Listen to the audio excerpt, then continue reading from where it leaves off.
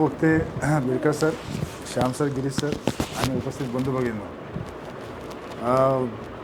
मग आता बिडकर सराचं जे तुम्ही आता ऐकलं असेल, मला असं वाटतं की बुवा एजन्सीचं जे करिअर आहे, एजन्सीचा आपला जो व्यवसाय आहे, त्याच्यामधल्या बारीक सारीक गोष्टीपासनं किंवा पहिलेचा व्यवसाय, आताचा व्यवसाय, ज्याच्यामध्ये जो फरक आहे किंवा ज्या काही गोष्टी समजा आपल्या व्यवसायासाठी लागतात, मला वाटते सगळ्या गोष्टी बिडकर सरांनी सांगितल्या. मित्रांनो, ह्या गोष्टी तुमच्या येणाऱ्या काळामध्ये तुम्हाला अतिशय महत्त्वाच्या राहणार आहे. कारण की प्रत्येक वेळेस आपण जी वर्षाची सुरुवात करतो, आता समजा वर्षाची सुरुवात झाली, आजच्या दिवशी आपण काही गोष्टी ठरवणं अतिशय आवश्यक आहे. आणि तो व्यवसाय किती सिरियसली या लोकांनी केला त्याचं एक उदाहरण आपल्यासमोर आहे आणि त्याची रिझल्टही आहे.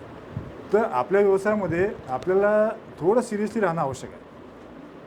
आपण आपला व्यवसाय असा कॅज्युअल स्वरूपात नाही करू शकत की चला बा चालता चालता LICचा व्यवसाय करून टाकू, LICचं काम करून टाकू, असं नाही होत. आपल्या व्यवसायामध्ये तुमची जी इन्व्हॉल्वमेंट आहे, तुमचं ज्या व्यवसायामध्ये जे नॉलेज आहे, कस्टमरसोबत रिलेशन आहे, या सगळ्या गोष्टी अतिशय महत्त्वाच्या असतात. तर त्या सगळ्या गोष्टीचा एक जी चर्चा होते किंवा जे आपल्याला माहिती मिळते, नॉलेज मिळते, तर त्या सगळ्या बाबतीत इथं चांगली चर्चा झाली. मला आनंद याचा आहे की आज वर्षाच्या अतिशय सुरुवातीला म्हणजे वर्ष सुरू झालं त्याच वेळेस ही मीटिंग ठेवली आणि या मीटिंगमध्ये ज्या काही गोष्टी आज डिसाईड झाल्या असतील किंवा तुमचे जे टार्गेट असतील ते टार्गेट जर डिसाईड झाले नसतील तर तुम्ही स्वतः वैयक्तिक ते टार्गेट ठरवा. आपण व्यावसायिक बनायचा प्रयत्न करा.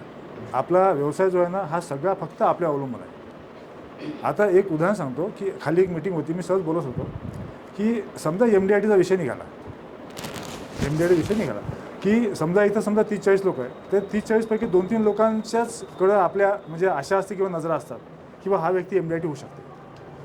मला फक्त एवढं विचारायचं आहे की असं का बरं होतं की त्याच व्यक्तीकडे आपण पाहतो आशा. आपण स्वतः मीटिंगमध्ये आहे, पण आपल्या मनामध्ये काय असते की हा व्यक्ती MDIT करू शकते, हा व्यक्ती MDIT करू शकत नाही, असं का बरं होते? तर आपली ही जी काम करायची क्षमता आहे, ही क्षमता जी आहे ना, ती आपण सिद्ध केलेली नाही. जी क्षमता आपल्यात आहे पण आपण ती सिद्ध नाही केली. आपल्याला लोक प्रॉस्पेक्टिव्ह MDIT म्हणून पाहत नाही, पण काही एजंटला पाहतात. त्या एजंटमध्ये असं काय वेगळेपण आहे आणि आपल्यात असं काय कमी आहे की आपण करू शकत नाही?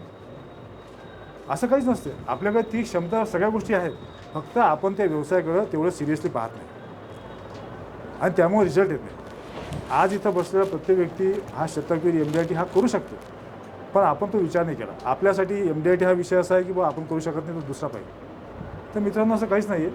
आपण जर ठरवलं तर सगळ्या गोष्टी शक्य आहे. तुम्ही प्रत्येकजण इथं बसलेला शतक करू शकते, MDIT करू शकते, पण ह्या गोष्टी वर्षाच्या सुरुवातीला होणं आवश्यक आहे.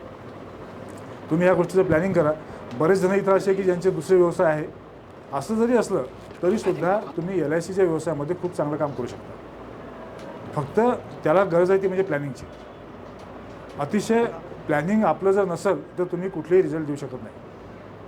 आणि थोडासा डिसिप्लिन यासाठी आवश्यक आहे की डिसिप्लिनला प्रत्येकजण आपण स्वतःला डिसिप्लिनमध्ये आत्मसात करू शकतो. आता इलेक्शन ड्युट्या लागल्या समजा आपल्या स्टाफच्या, एक उदाहरण सांगतो की आपल्या स्टाफच्या 9 लोकांची आज इलेक्शन ड्युटी, उद्या त्यांना सगळे 5:30ला रिसोर्टला बोलवलं. किती वाजता? 5:30. सगळे 5:30. तुम्हाला सांगतो सगळे 9चे 9 लोक 5:30च्या आधी रिसोर्टला पोहोचतील.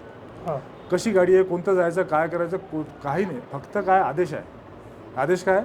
5:30ला पोहोचायचं. मग सकाळी 5:30 वाजता बस आहे का? नाही बस. मग कसं पोहोचणार आहे ते माहीत नाही, पण पोचायला. आता काय माहिती आहे, तिथं तो आदेश आलेला आहे, तिथं तुम्हाला ऑप्शन नाही. नोकरी आहे, आदेश आहे, तो तुम्हाला करायचा.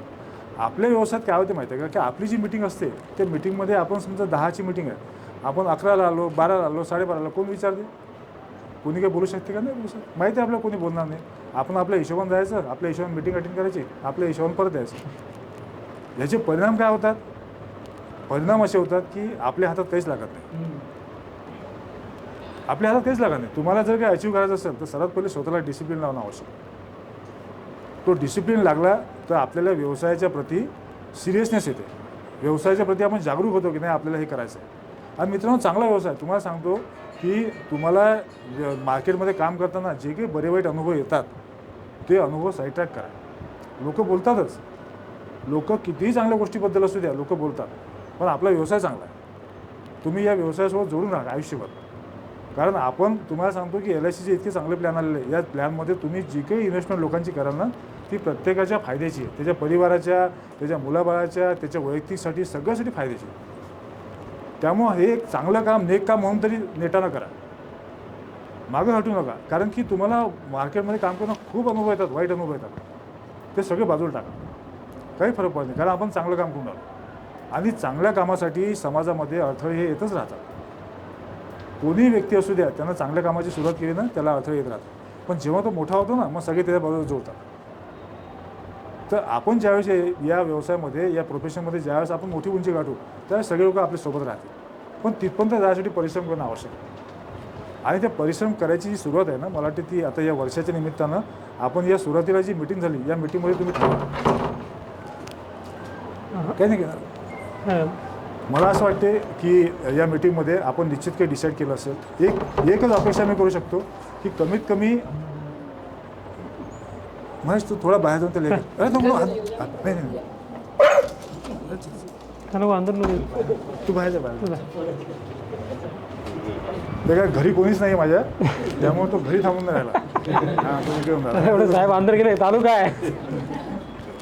मित्रांनो, मला असं वाटते की काही डिसाईड करणं अतिशय आवश्यक आहे. हे तुम्ही ठरवा. आणि आपल्या व्यवसायामध्ये काही ठरवल्याशिवाय काहीच होणार नाही. आपल्या इथं जे कर्मचारी आहेत, नवीन वर्ष सुरू झालं, आपला कॅशियर आहे कोणी, त्यांना कुठलेही टार्गेट नसतात. आले की आपलं रुटीनचं काम करायचं आणि घरी जायचं. आपल्या व्यवसायात तसं होत नाही. आपल्याला काही ठरवणं आवश्यक आहे. तर छोट्या मोठ्या गोष्टी असतील. माझं म्हणणं आहे तुम्ही कुठलाही काउंटर ठरवा. नाही MDIT विषयानं 10 लाख PM करायचं टार्गेट घ्या, करू शकतो आपण. एखादा असं करू शकते बा मी जीवनलक्ष स्पेशल प्लॅन म्हणून विकू शकतो. जीवनलक्षाचा मास्टर म्हणून प्लॅन विका की मी जीवनलक्षाचा स्पेशलिस्ट मास्टर आहे. 25 पॉलिसी जीवनलक्षाचे विकायचे. हे टार्गेट राहू शकत नाही का? राहू शकते. 25 लाभ विकायचे आहे, हे टार्गेट ठेवा. उत्सवासारखा नवीन प्लॅन आहे, अतिशय सुंदर प्लॅन आहे. मला 50 उत्सव विकायचे आहे, ते टार्गेट घ्या. मग 100 पॉलिसी करायचं, ते टार्गेट घ्या. वेगवेगळ्या प्रकारचे टार्गेट आहे. या टार्गेटनं काय होईल माहिती आहे का, की तुमच्यामधली जी क्षमता आहे ना ती बाहेर निघेल. तुम्हाला असं वाटेल की मग काहीतरी करायचं आहे, पण हे टार्गेट घेणं आवश्यक आहे. तर मला असं वाटतं की या मीटिंगच्या माध्यमातून आपण ह्या गोष्टी करू शकतो. आणि बिडकर सरांनी जे सांगितलं माझ्या ट्रान्सफरबद्दल, तर मित्रांनो ट्रान्सफर ही अटळ आहे. ट्रान्सफरमध्ये 3 वर्षानंतर आमची बदली होतेच. आम्हाला ट्रान्सफर टाळता येत नाही. 3 वर्ष झाल्यानंतर इन्चार्जला थांबता येत नाही. माझी बदली 100% होणार, त्याला काही इलाज नाही. आणि माझी इच्छा राहायची वाशिम सोडायची, तर बिलकुल इच्छा नाही. पण आता आपल्या हातात त्या गोष्टी नसतात. नाही, पर्याय खरंच नाही आहे. नाही तर मी गेलोच नसतो इथनं. मागच्या वर्षी पर्याय होता म्हणून थांबलो मी. माझी बदली झाली ती मुंबईला. मागच्या वर्षी झाली ना, तर त्यात तो ऑप्शन होता म्हणून मी थांबू शकलो. पण आता पर्याय नाही. त्यामुळं फक्त माझ्या हातात एवढंच आहे की तुम्हाला मनापासून शुभेच्छा देऊ शकतो. आणि एवढी अपेक्षा करतो की तुम्हाला खरंच असे लीडर भेटलेले आहे की ज्या लीडरनं स्वतःला प्रूव्ह केलं. आपल्या डिव्हिजनचे जे COT हा जो सन्मान आहे, हा अतिशय मोठा सन्मान तुमच्या लीडरने मागच्या 3-4 वर्षापूर्वीच प्राप्त केला होता. अशा लिडरशिप्स खाली जर आपण काम करत असू तर मित्रांनो आपल्यालासुद्धा आयुष्यामध्ये काही डेव्हलप व्हायचा चान्स आहे, आयुष्यामध्ये काही चांगलं करायचा चान्स आहे. तर अशा नेतृत्वाखाली जर आपण काम करतो तर काही त्याचा फायदा करून घ्या.